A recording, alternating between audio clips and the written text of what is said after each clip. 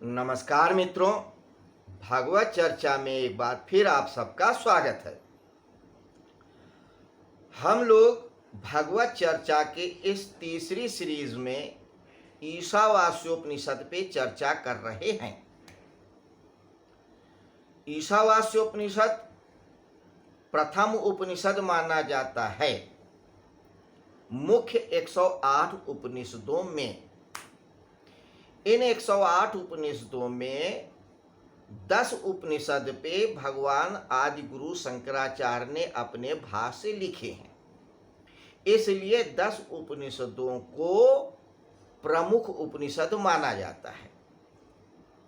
हालांकि इसलिए नहीं कि भगवान आदि गुरु शंकराचार्य ने भाष्य लिखे हैं, भाष्य इसलिए ही लिखे हैं भगवान आदि गुरु शंकराचार्य ने कि क्योंकि इन्हीं 10 उपनिषदों में चारों वेदों, 18 पुराणों और सभी उपनिषदों का सार है। परम तत्व का सारा चिंतन इन्हीं 10 उपनिषदों में है। अगर उन 10 उपनिषदों में भी अगर हम छांटने की बात करें या अगर हम बात करें कि सिर्फ एक उपनिषद की बात की जाए तो वो ईशावास्योपनिषद है। कलेवर के दृष्टिकोण से बहुत छोटा है, महज 18 मंत्रों का है जो एक पेज में आ सकते हैं। उन 18 मंत्रों में उस एक पेज के उपनिषद में सारे वेदों, सारे पुराण, सारे उपनिषदों का सार है। उसी पे हम लोगों ने चर्चा किया, 17 मंत्रों तक बात किया। रिवीजन के लिए एक बार फिर से आपको याद दिला दें कि ईश शब्द बना है ईशान से, ईशन जो शासन करे। तो जो शासन करने वाला है सबके ऊपर, उसी को कहते हैं ईश्वर। और उसी ईश्वर की जब चर्चा करते हैं जिस ग्रंथ में, उसी को कहते हैं ईशावास्योपनिषद। उप मतलब नजदीक, निषद माने बैठना। तो जब हम उस तत्व जो कि सब पे शासन करता है उसके नजदीक बैठते, यानी उसके बारे में सोचते हैं, विचारते हैं, ध्यान करते हैं, मनन करते हैं, चिंतन करते हैं, तो हम कहते हैं कि हम उस ईश तत्व का चिंतन कर रहे हैं, यानी कि उपनिषद की बात कर रहे हैं। इनमें पहले 3 मंत्रों में उपनिषदकार ने उस ईश तत्व की बात करी है पहले मंत्र में।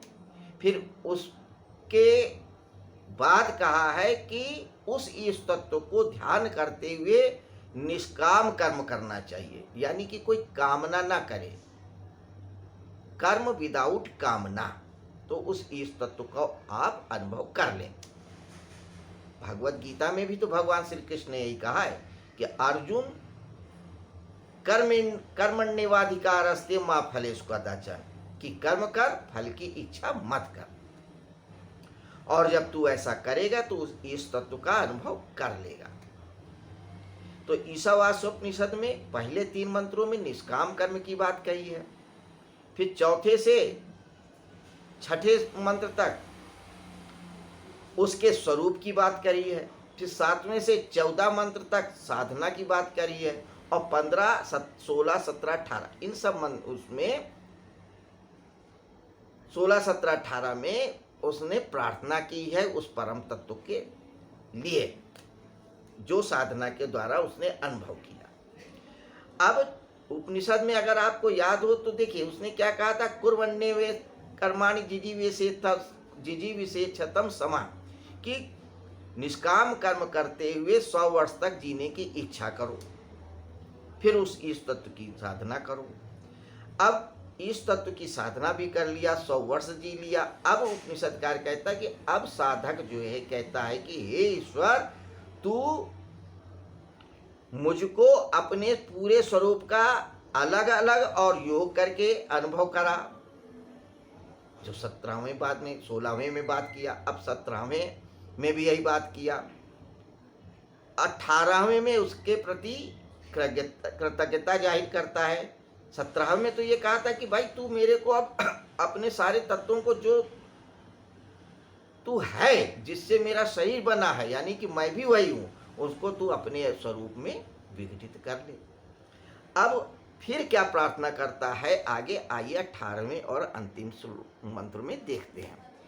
उपनिषदकार कहता है इस 18वें मंत्र में, अग्नि नय सुपथा राये अस्मान विश्वानि देव वायुनानि विद्वान युद्धम अस्मुज जो हराण मेनो भूयिष्ठम ते नम उक्तिम विधेम। अग्नि नय सुपथा राये, हे अग्नि के अधिष्ठात्र देवता, असमान हमें राय परम धन रूप परमेश्वर की सेवा में पहचानने के लिए सुंदर सुपथ के द्वारा ले चलिए। सुपथ, देखिए हमारे यहाँ दो प्रकार के पथ कहे गए हैं, एक उत्तरायण, एक दक्षिणायन। दक्षिणायन मतलब जो क्षीण करे, जो अधोगत की ओर लेके जाए, और उत्तरायण जो ऊर्ध्वगत की ओर लेके जाए। हमारे यहाँ आज भी सनातन धर्म में लोग उत्तरायण में मरने को अच्छा समझते हैं। भीष्म पितामह ने तो बहुत दिनों तक इंतजार ही किया कि सूर्य उत्तरायण हो जाए। ये लंबा विज्ञान है, इस पे फिर कभी चर्चा करेंगे। तो उपनिषदकार कहता है, हे अग्नि के देवता, एक्चुअली प्राण हमारा अग्नि स्वरूप है, और प्राण ही जब तक हमारे शरीर में है तब तक हम जीवित हैं, इस संसार का अनुभव कर रहे हैं। तो वो अब कहता कि हे अग्नि के देवता, जिनके द्वारा ये प्राण यानी ये शरीर चल रहा है, अब तुम उन प्राणों के द्वारा मुझको उस सुंदर पथ से यानी उत्तरायण के द्वारा उस लोक में ले चल, जहाँ पे तेरा मैं साक्षात्कार कर सकूं, तेरे साथ रह सकूं, तेरे साथ अनुभव कर सकूं, परम शांति को प्राप्त हो सकूं। तो अग्नि ने सुपथा राय अस्मान विश्वानि देव वायुनानि विद्वान, विश्वानि संपूर्ण कर्मों को जानने वाले, और हे ईश्वर तू मेरे संपूर्ण कर्मों को जानने वाला भी है। देखिए ऐसा नहीं है, हो सकता कि कोई ईश्वर ऊपर बैठा है, हो सकता बैठा भी हो, मैं ये नहीं कहता, मेरे कोई अनुभव नहीं है। लेकिन अगर हम वेदों को प्रमाण माने तो ईश्वर है, और वो सबके कर्मों को जानता है, क्योंकि सबका नियंता है और वो सर्वज्ञ है। तू मेरे कर्मों को जानता है, अगर मैंने कोई पाप किया है तो तू उसको क्षमा कर, अगर कोई शुभ कर्म किया है तो उसको ध्यान करके तू मुझको सुपथ के द्वारा अपने पास बुला। इस मार्ग के प्रतिबंधक एक पाप है, तो उन सबको आप दूर कीजिए। आपको मैं बार बार नमस्कार करता हूँ।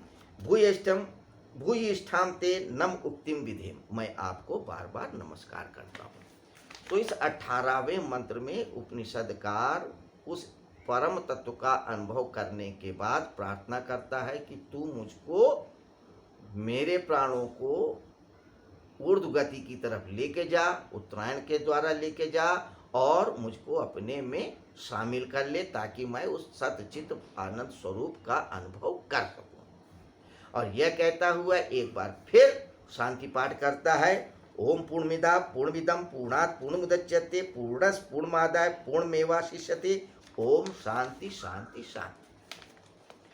ओम पूर्णमिदा पूर्णमिदं पूर्णात् मुदच्यते, इसका अर्थ क्या है कि पूर्ण से पूर्ण निकलता है, पूर्ण में ही समाप्त हो जाता है।